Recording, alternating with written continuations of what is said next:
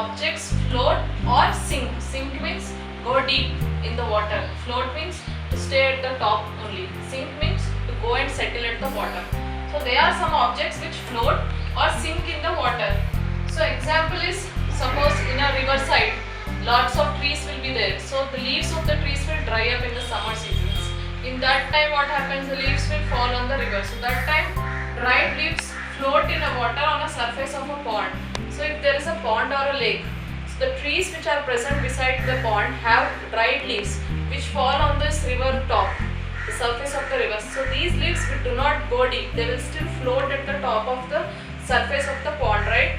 Then if you mix a spoon of honey in a glass of water, if you pour it, immediately the honey goes down, right? Honey sinks down in a glass of water.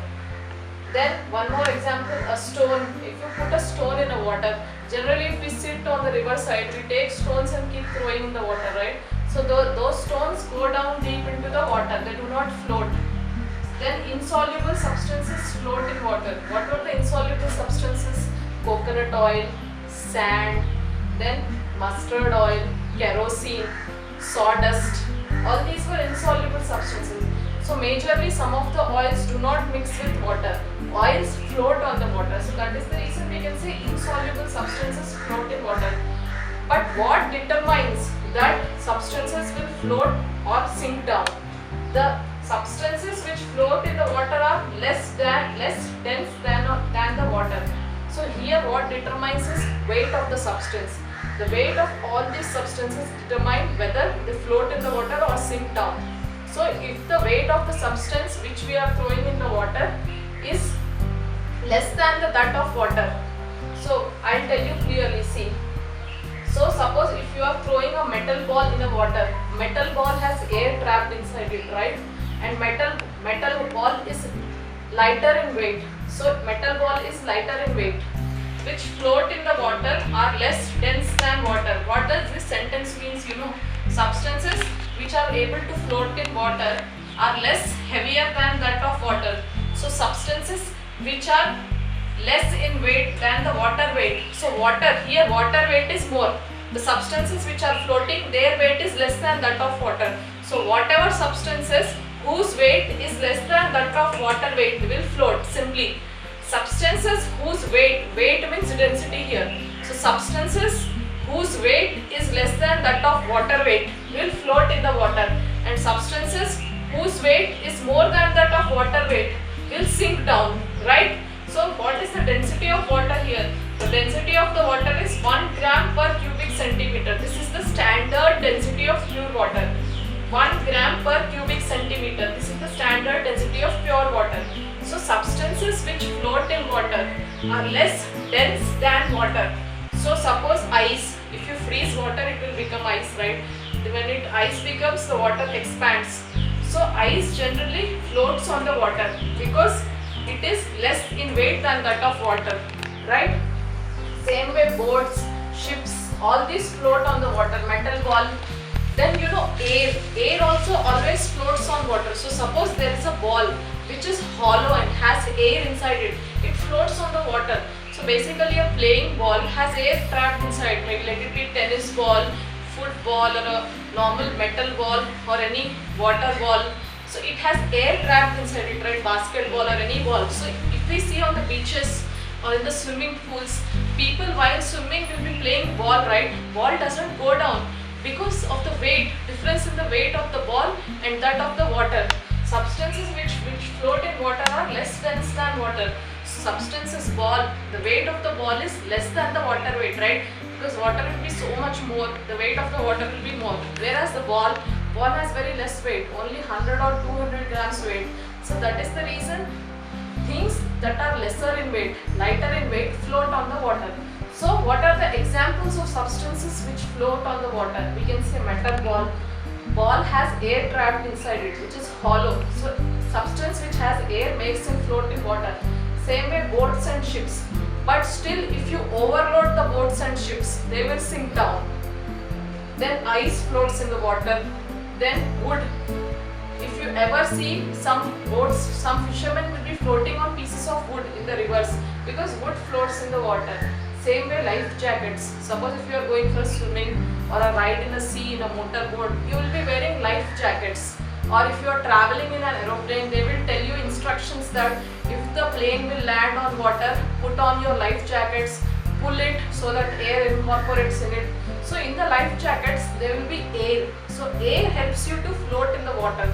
So that is how life jackets float in the water. Balls are hollow. They have air inside them. They float in the water. Plastic bottles. If you throw plastic bottles anywhere in the water, they float on the water because plastic bottles are lighter in weight when compared to the water weight. Same way, substances which sink or go down in the water. What are the examples? Coins. Generally, we used to play a game, right? We take a bucket of water, we throw a coin in that. So immediately that coin will go and sink in the water. So what you have to do? You have to take another coin and try to hit that coin. Will you be able to hit? You can still try. Take a bucket and fill it with water. In that bucket of water, put a coin. That coin will go and sink down directly. Then take another coin and try to sink it. And will it go and hit the same place?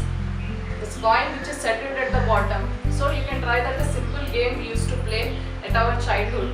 We used to dip a coin in a bucket of water and try to hit the coin with anything, right? So coins sink the bottom. Then cell phones. If we ever accidentally drop our phones in a bucket of water or anywhere, they immediately go down. Then computers, tin cans, soft drink cans will be there.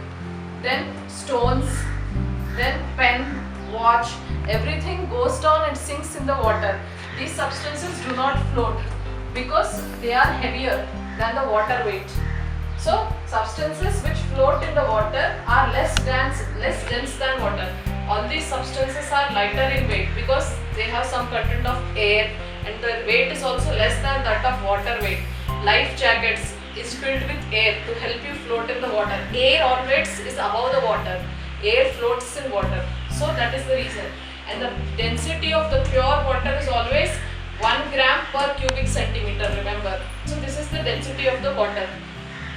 So this is about the objects that may float or sink in the water. The weight of the object always determines whether it sinks or floats. Here weight means density.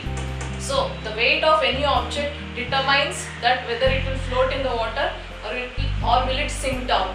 The weight of that object will be compared to that of the water weight, and then it determines whether it floats in the water or sinks in the water. Then moving on to the next property, that is transparency. So for example, if you are playing a game of hide and seek, one person will be counting the numbers, and meanwhile all of you will go and hide somewhere, and then when the person who is counting the numbers stops, he will try to find you. Where do you hide? Usually you hide in darker places, below the beds or usually behind the cupboards, so that your friend doesn't find you. But do you hide behind the glass windows? No, right? Because your friend will able to see you behind the glass window, because glass window is transparent. So here, taking the example of hide and seek, you hide in the darker areas where your friends will not be able to find you. You do not hide behind the glass windows. But why are glass windows transparent? Why you can see through it? That is nothing but the transparency property. So substances or things through which things can be seen are called transparent. Substances or things or objects through which things can be seen are known as transparent. So what can we say the definition of transparent? How can we define transparent? Substances or materials through which things can be seen are called transparent.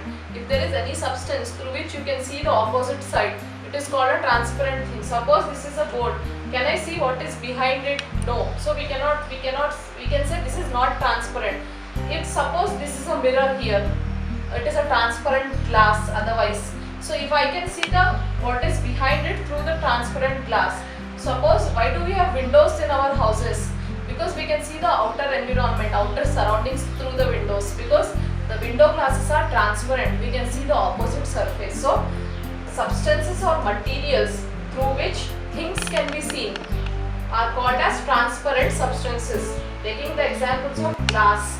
Even in a glass of water, if you see like this, you can see what is present on the other side. Then air is transparent, right? Air is present everywhere in the atmosphere. So that's why we can see what other things are present around us. Then plastics.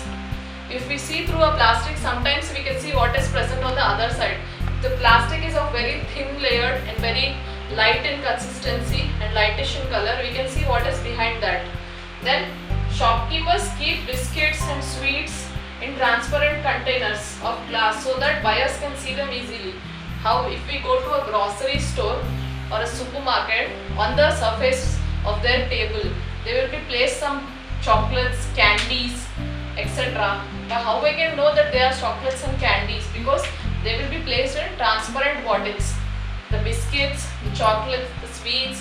If we go to a sweet shop, how can we know that what varieties of sweets are present? Because they are placed in a transparent structure. Structures are made up of glass. If we go to a sweet shop, we will be able to see all the types of different sweets and mixtures present over there. Why? Because all those are placed in a transparent glass, a see-through glass. So that is the reason customers will be able to see what is present in there. The shopkeepers keep the things in transparent things so that the buyers can see them easily. So those transparent things are glasses or some transparent window panes like that. So that is the transparency property. If you can see through it, any object, if you can see the other surface through it, is known as the transparent object. And the best example of transparent objects are nothing but glasses. Where in the showrooms also you can see the clothes, right? Why? Because they are present in transparent glass surfaces. That is why you can see through it. To the other surface you can see. In sweet shops you can see the sweets. And in the showrooms you can see many things. If you go to a hypermarket, you can see groceries, you can see clothes, you can see different types of vegetables and foods placed in the shelves, because all those are transparent shelves made up of glass. So that is the transparency property.